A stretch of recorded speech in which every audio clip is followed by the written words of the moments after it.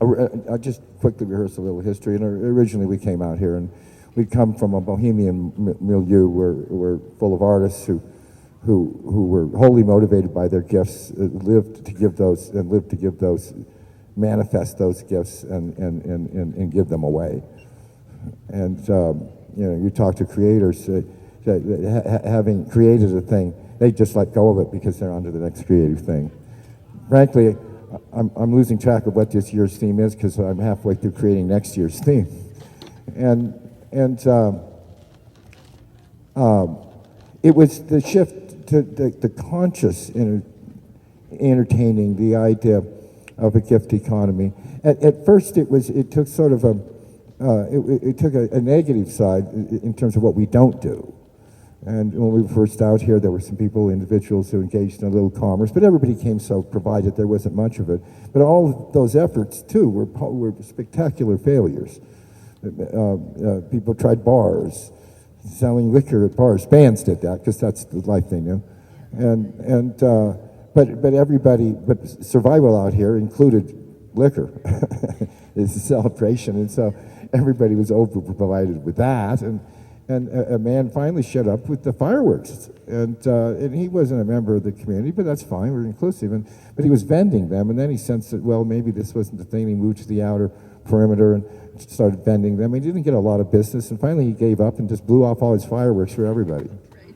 So, but then we looked at that, and we said, well, we did it by a kind of instinct. It was the culture we came from, and it really was an elaborate family picnic, and you don't sell things to one another at the family picnic, do you?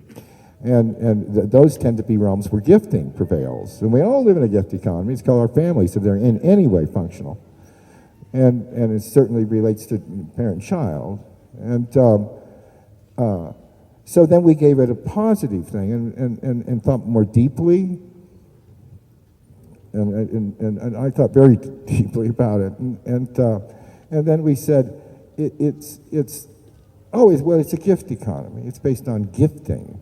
And we said that is an unconditional value. A gift has an unconditional value. It can't be a quid pro quo. That's the whole drama and thesis of the souk out there. It's a joke, but it's also a demonstration. And I think more than anything else, that spirit of gifting was the most significant change that happened in our history. Yeah, I guess I resonate more. I agree with everything you said, and my answer resonates more with Megan's. A reporter was asking me recently before I came out here, sort of like, what do the old schoolers think about the way it is now, and because it's so different. I said, well, it's always been different. It's never been the same. Every year has been different. That's why I actually am still interested, because it's always different. So, I heard like that. Newbies, and our stats say that 40% of the people here probably first time. And it may be very, I think it's approaching that. And but gracious, on the beach, we started it on a public beach, and as soon as we lit the man, our numbers doubled. Those were newbies. and in the early years in the desert. It doubled every year. Those were newbies. And so really there's a tradition of people being new to the event. And people feel jaded. I recommend they have some of these darn newbies in their camp and then see it through their eyes, and maybe they'll realize all the circumstances that now make them jaded were self-invented, and they can renew the spirit. Here's one for both of you from Stuart. How do you work with the elitism that comes with success? Stuart has any clarification on that. That's a broad one. yeah, that could go a lot of different directions. I guess my first reaction would be that I don't know that elitism does come with success. I mean, personally, I feel like I've been able to sort of experience my own success, my own participation in what I've been able to contribute here only in the last couple of years because I've been too busy doing it. And I found it an awkward transition, but I don't feel like I'm at all entitled or anything. I actually feel, honestly, like now that I can sort of look at my accomplishments, I'm able to be more gracious and more generous and more kind and give more to other people because I have more foundation to work from and more to offer. That's my twist on that question.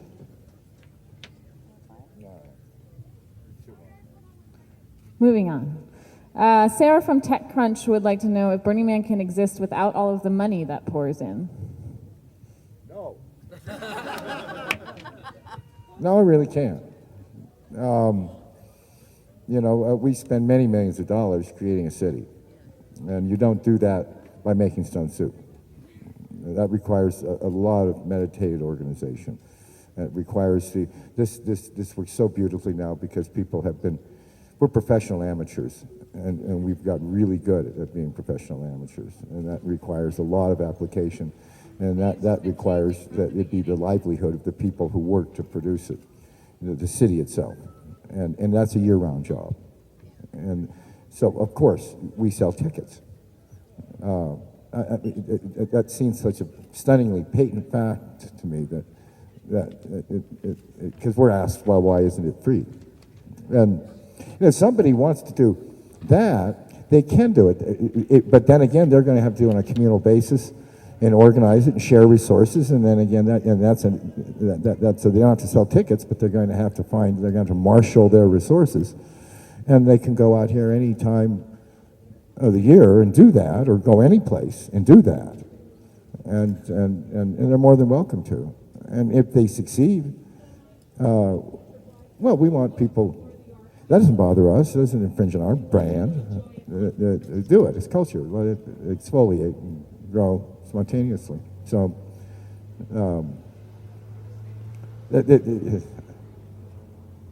if they meant more by the answer, and there's time at the end, or the question, there's time at the end, I can elaborate in that direction. But no, money is necessary, and I haven't found that money in itself is evil or good.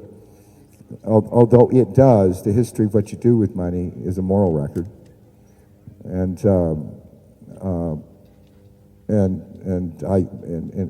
I'll stand on our history, what we've done. We've just informing the nonprofit.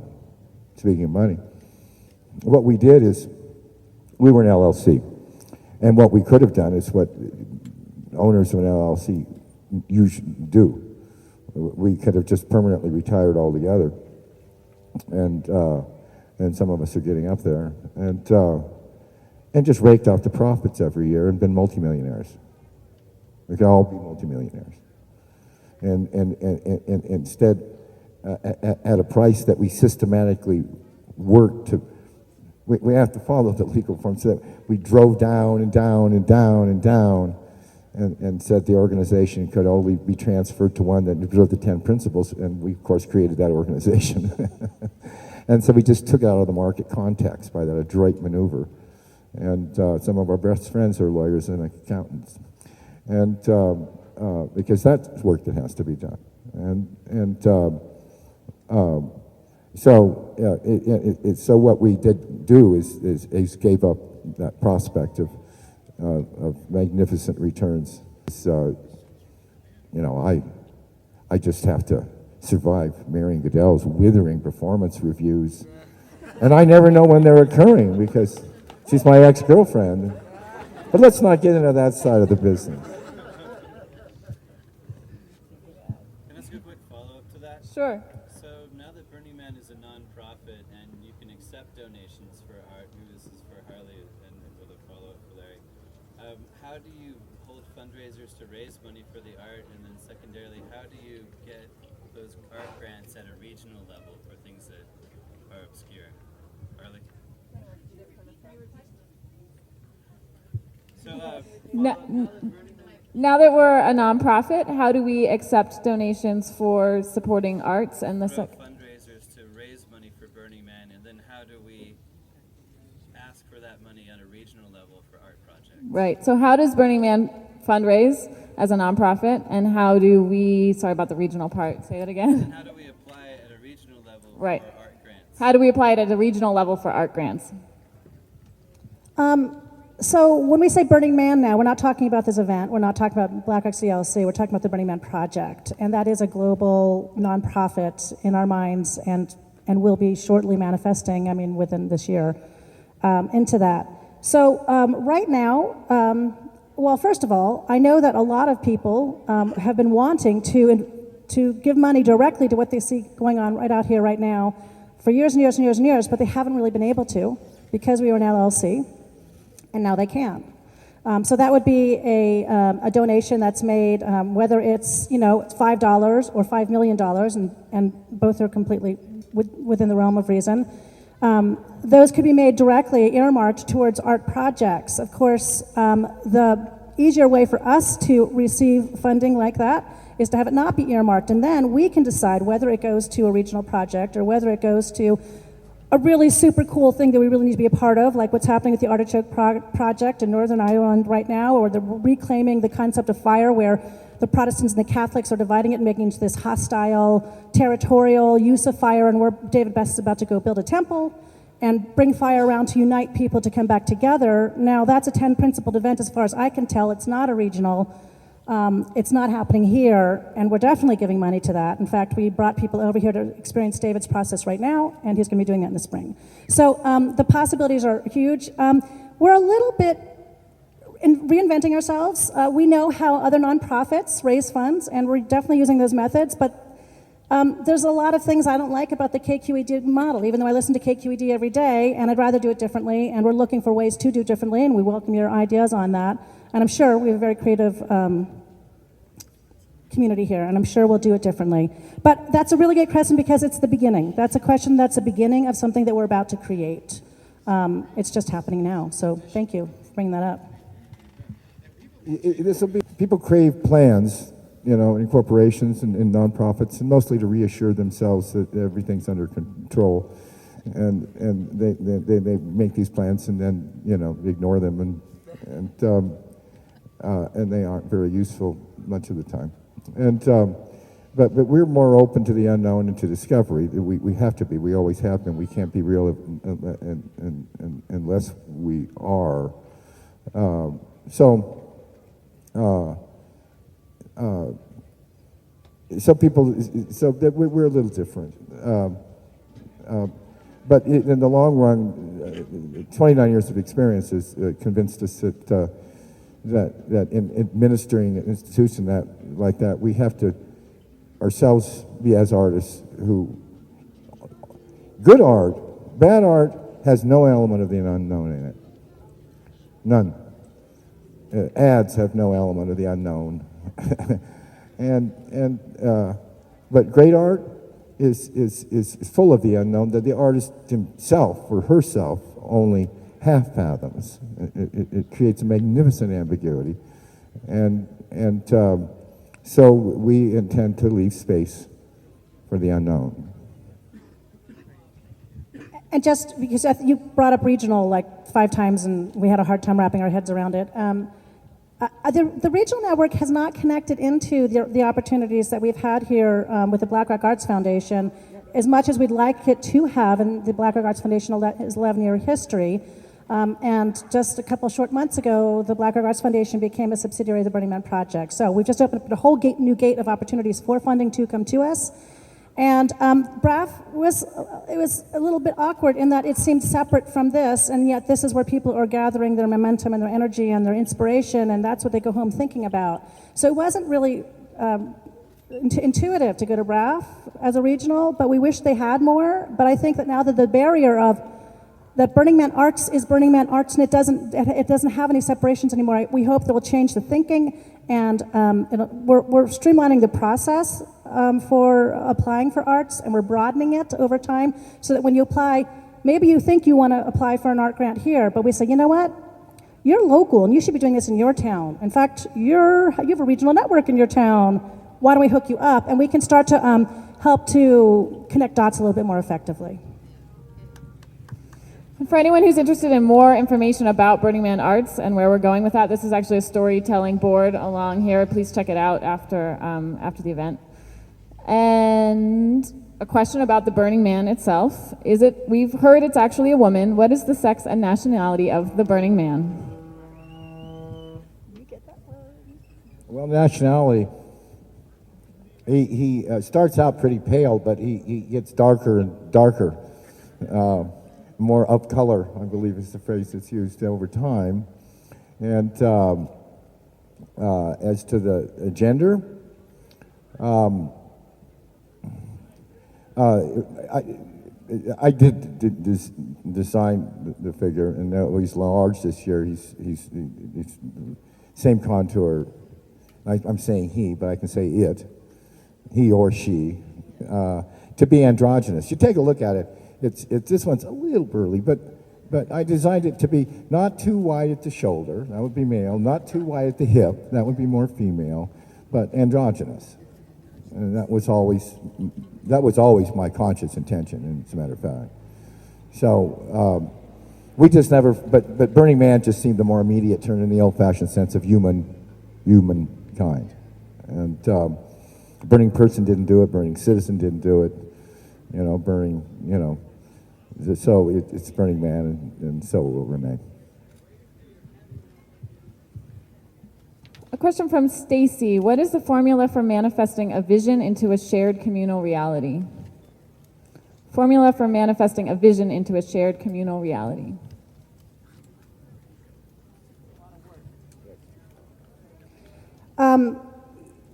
It's a very broad question. I'll take a stab at it. If the vision is clear enough, then you have to look at who you have around to work with, and you have to put processes to make other people understand the vision and hope that they like it and perhaps be open to change, so that you bring people in, and then it's really a grassroots effort to build.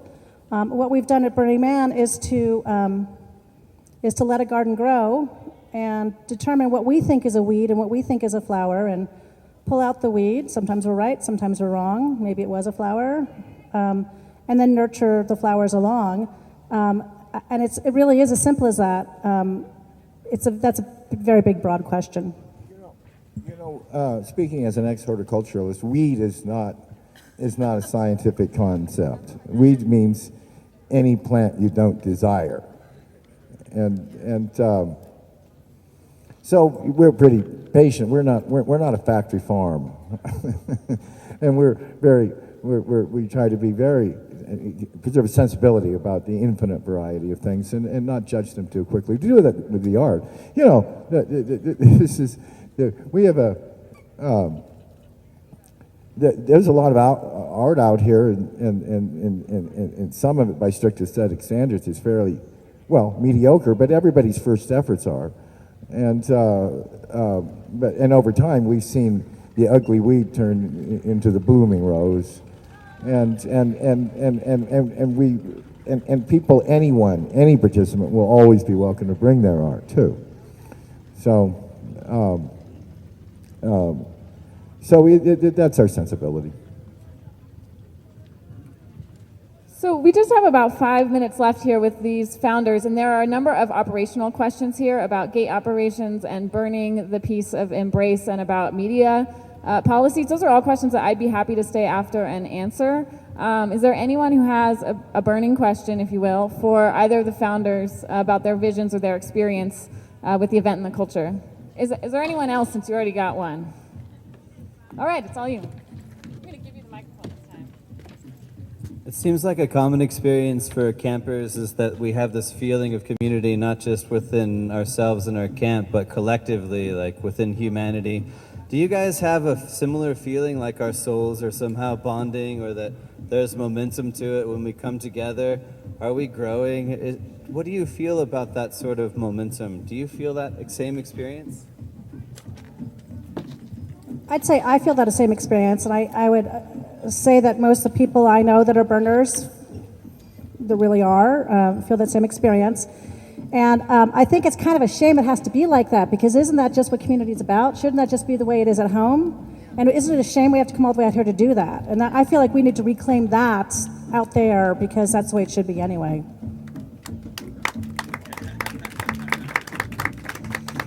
All right, thank you both so much for taking the time. Yep. A few years ago, the founders were at a retreat, or I forget what it was. We placed ourselves before our fellow workers, and then as owners, employees, and at the time I'd become a little irritated by all the incessant talk of founderism, and I began to think we were foundering in founderism. So I said to the staff, yes, we're the founders, and that, you know, that's worthy of respect. And but about half the time we're flounders, and we're mucking about in the unknown, and we're wandering in the dark forest looking for a ray of light. And but on our best days, we're finders, and like you guys, and I'd say the same thing to you. You can be finders too.